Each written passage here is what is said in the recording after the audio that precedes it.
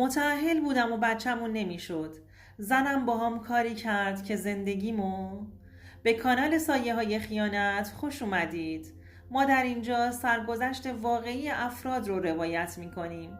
افرادی که مدتها نتونستند اونها رو به زبون بیارند و این کانال به اونها امکان رو میده که تجربیات تلخ زندگی خودشون رو با شما در میون بذارند و ممنون از شما که با شنیدن سرگذشتشون ما رو همراهی میکنید.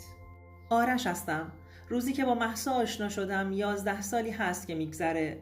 اون روز مهسا داشت از سر کارش برمیگشت که تو خیابون دیدمش و تو همون نگاه اول بهش دلمو باختم و عاشقش شدم و با خودم گفتم امروز هر طوری هست همه کارام رو کنار میذارم و فقط دنبال این دختر زیبا میرم تا خونش رو پیدا کنم.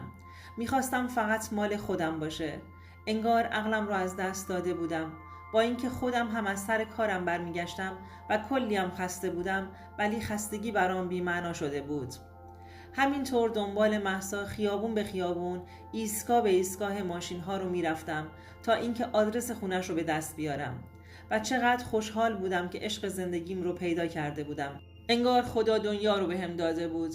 اصلا هم بهش فکر نکرده بودم که طرفی که دنبالش را افتادم مجرد یا ازدواج کرده. فقط زندگی آیندم رو با اون تصور میکردم. چند روز فقط کارم این بود که دم خونشون بمونم و مطمئن بشم که مجرد یا متأهله. از چند تا از همسایه هاشون و کسبه محل هم پرسجو کرده بودم. بعد از اینکه کاملا مطمئن شده بودم یه روز به همراه پدر و مادرم به خواستگاریش رفتم و برام خیلی جالب بود. با اینکه خانواده هامون اصلا همونه میشناختند ولی خیلی قشنگ تو شرط و شروط خواستگاری با هم کنار اومده بودند و همه چی خیلی تمیز داشت پیش میرفت. مامانم خیلی سختگیر بود. از وقتی مهسا رو دیده بود کلی ازش خوشش اومده بود و همش قربون صدقش میرفت. منم که نظر مادرم برام خیلی مهم بود، از اینکه اونم مهسا رو پسندیده بود کلی خوشحال بودم. وقتی که با مهسا شروع کردم به صحبت کردن متوجه شدم انتخابم درست بوده و مهسا همونی بود که همیشه منتظرش بودم تا شریک زندگیم باشه. اون موقع ها مهسا توی کلینیک پزشکی مشغول به کار بود و منم کارمند یه شرکت پخش لبنیاتی بودم. حقوق خوبی میگرفتم و از کارم راضی بودم. از اینکه مهسا رو انتخاب کرده بودم که از هر نظر برام کامل بود از ته قلبم رضایت داشتم. بعد از خواستگاری حداقل 3 ماهی گذشت تا اونها هم تحقیقات خودشون رو نسبت به من انجام بدن و بعد از رضایتشون مراسم عقدم رو گرفتم. اصلا باور نمی کردم که همه چی خیلی خوب و سریع پیش بره و من داشتم به تک تک آرزوهام در کنار مهسا می رسیدم. مهسا یه دختر کاملا پخته و بساز بود. یه دختر سنگین و محفوظ به حیا. همینا بود که بیشتر منو جذبش می کرد و اصلا مثل دخترای امروزی چشمش به مادیات نبود، چون خودش دستش تو جیبش می رفت. از نظر مالی مستقل بود. حتی روزی که برای خرید عقد رفته بودیم من به زور چیزی رو براش می خریدم. همش می گفت خودم دارم، نیازی نیست که بخوای پولت رو خرج کنی. پس انداز کردن تو زندگی رو یاد گرفته بود و به من هم گوش زد می کرد که باید پس انداز کنیم تا باهاش کارهای بزرگتری انجام بدیم. از اینکه اینجور دختر توی زندگیم داشتم به خودم می بالیدم. مادرم وقتی این کاراش و رفتاراش رو میدید بیشتر عاشق عروسش میشد و خودش براش سنگ تموم میذاشت. مامانم همیشه بهم میگفت آرش جان، این زن تو رو به همه چی میرسونه، قدر این دختر رو داشته باش، تو این دور زمونه مثل این دختر کم پیدا میشه.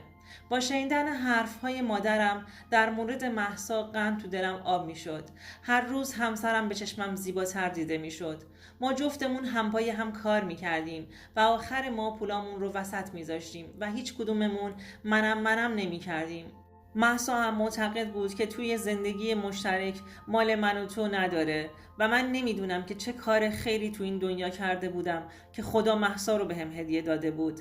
به 3 سال نرسیده بودیم که با تدابیر مهسا تونستیم یه خونه 75 متری واسه خودمون بخریم و داخلش زندگی کنیم. البته اینم بگم که بیشتر پول خونه رو مهسا داده بود و اصلا هم بهم نمیگفت که باید به نامم بزنی بهش گفتم عزیزم این خونه بیشتر تو حقته. اگر قبول نمی کنی که به اسمت بزنم حداقل بیا دنگش کنیم، که بازم راضی نشد و گفت زندگی جفتمون هستش و دوست ندارم اینجور چیزا بینمون باشه.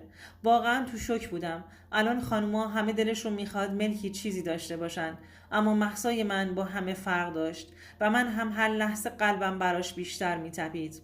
همه چیز عالی بود تا اینکه یه روز مهسا تصمیم گرفت که بچه دار بشیم. البته بگم که تصمیم مهسا بود. من همیشه بهش میگفتم که هنوز برامون زوده، باید بیشتر به چرخیم و از زندگی لذت ببریم. بچه دست و پامون رو میگیره، ولی اون همچنان اصرار داشت تا بچه دار بشیم. من به خاطر خوشحالیش مجبور شدم که رضایت بدم. مهسا به شدت بچه دوست داشت. دوستان گلم، اگر تا اینجای داستان خوشتون اومد لطفاً این ویدیو رو لایکش کنید. چند ماهی گذشت، ما هر کاری کردیم ولی بچه‌مون نمیشد. مهسا دیگه داشت افسردگی میگرفت. به هم گفت آرش چرا نمیتونیم بچه دار بشیم؟ گفتم عزیزم لابد خدا نخواسته، هر وقت اون بخواد میشه. باید صبور باشی. اما اون بیشتر تو خودش فرو میرفت و گوشه‌گیرتر میشد. تصمیم گرفتیم که پیش یه پزشک بریم و تحت نظرش باشیم. وقتی که جفتمون از طرف پزشک معاینه‌های تکمیلی رو انجام دادیم، با کمال ناباوری پزشک به مهسا گفت که هیچ وقت نمیتونه مادر بشه. انگار دنیا رو سرش خراب شده بود و رنگش پریده بود. با شنیدن این حرف خشکش زده بود. مهسا آرزویی جز مادر شدن نداشت که اونم غیر ممکن بود. من همیشه بهش دلداری میدادم و میگفتم پزشک ها خدا نیستند و حتما بچه دار میشیم. من که دلم روشنه. مهسا دیگه با من هم کم حرف میزد. همش گوشه گیری میکرد و کمتر مهمونی ها شرکت میکرد. بعد از اون روز دیگه ما یه روز خوش تو زندگیمون نداشتیم. لحظه هامون همش تو غم و اندوه گذشت. منم دیگه به این باور رسیده بودم که نکنه نتونم تا آخر عمرم پدر بشم. کم کم این موضوع بین خانواده هامون پخش شد. خانواده من از بس مهسا رو دوست داشتن اصلا به روی خودشون نیاوردن. اونا هم معتقد بودن که دست خداست و فقط اون باید بخواد. خلاصه روزامون به همین شکل سپری میشد. من و مهسا چند تا دکتر دیگه هم رفتیم ولی نظر همشون یکی بود. دیگه مهسا کاملا امیدش رو از دست داده بود و همش فکر میکرد من از سر اجبار باهاش دارم زندگی میکنم. دیگه عقلش رو کامل از دست داده بود. ازم خواست که از پرورشگاه یه بچه به فرزندی قبول کنم، اما من قبول نمی کردم. دلم نمیخواست بچه کسی دیگر رو بیارم و بزرگ کنم. اصلا زیر بار این خواسته مهسا نمی رفتم.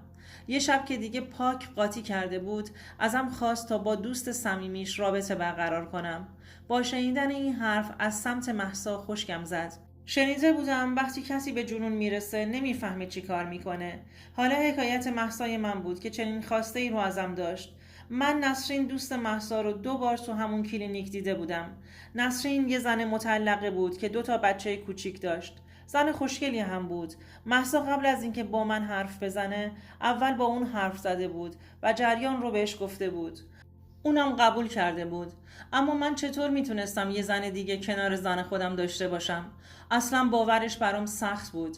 من اون شب کلی با مهسا بحثم شد و بهش گفتم یعنی تو حاضری به هر قیمتی که شده بچه دار بشی؟ حتی حاضری منو با کسی دیگه قسمت کنی؟ و اون فقط میگفت که از این رابطه اگر بچه‌ای باشه اونو خودش میخواد بزرگ کنه و طعم مادر شدن رو بچشه.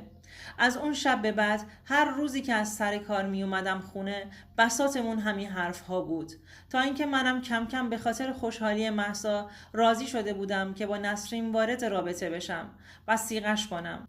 بدون اینکه بزرگترامون متوجه این قضیه بشن نسرین رو صیغه کردم. هر روز که از سر کار می اومدم خونه یه دوش می گرفتم و لباسم رو عوض می کردم و می رفتم خونه نسرینا. نسرین زن پرشور و نشاطی بود. خودشو هر روز یه مدل برام درست می کرد. کارهایی رو می کرد که انگار از قبل از من خوشش می اومده و جلوی مهسا به روی خودش نمی آورده و انگار منتظر یه همچین پیشنهادی از طرف مهسا بوده که سریع قبول کنه. منم هر روز داشت ازش بیشتر خوشم می اومد. وقتی که خونشون بودم اشفهاش برام تمومی نداشت. دیگه کم کم عشق مهسا داشت با کارهای نسرین از سرم و قلبم میرفت بیرون. نمیدونستم اصلا چم شده. فقط میدونستم که قلبم کنار نسرین تون تون میزنه. نسرین از بی‌وفایی‌های شوهرش برام تعریف کرده بود و منم بهش حق میدادم که از اون زندگی قبلی دست بکشه. دیگه برای 2 بچه‌هاش هم پدری میکردم. مهسا همش برای بچه دار شدن نسرین دعا میکرد و میگفت چون نسرین خودش 2 بچه داره پس سومی رو هم میتونه باردار بشه. در جوابش میگفتم که مهسا جان باید صبور باشی. دوستان عزیزم، آیا به نظرتون آرش علیرغم قولی که به مهسا داده بود داشت بهش خیانت میکرد؟ لطفاً نظرتون رو برامون کامنت کنید. چون دلم میخواست که نسرین رو بیشتر توی زندگیم داشته باشم. نسرین با خودش برام نشاط آورده بود. نشاطی که تو مدت افسردگی با مهسا از دست داده بودم. انگار چند سال جوانتر شده بودم. قول و قرار من و مهسا فقط بچه دار شدنمون بود و بعد از اون باید صیغه نسرین رو باطل می کردم. ولی اصلا دلم نمیخواست اینجوری بشه و میخواستم برای همیشه نسرین تو زندگیم بمونه. دیگه داشتم کم کم به مهسا خیانت میکردم و عاشق نسرین شده بودم. دیگه مهسا به چشم نمی اومد.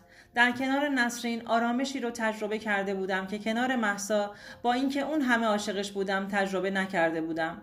مونده بودم چیکار کنم، اما دیگه به هیچ قیمتی حاضر نبودم نسرین رو از دست بدم. بهش پیشنهاد عقد رو دادم و گفتم که از مهسا جدا میشم و تو رو عقدت میکنم. نسرین اصلا باورش نمیشد. میگفت راست میگی؟ تا آخرش با هم میمونی؟ گفتم آره، با کارهایی که تو میکنی هیچ مردی حاضر نیست که ترکت کنه. شوهر سابقت هم حتما مشکل داشته که نخواسته تو کنارش باشی، وگرنه هیچ آدم عاقلی تو رو نمیذاره بره. خلاصه تو همین سر و کله زدن با خودم بودم که خبر بچه دار شدنمون رو نسرین بهم داد.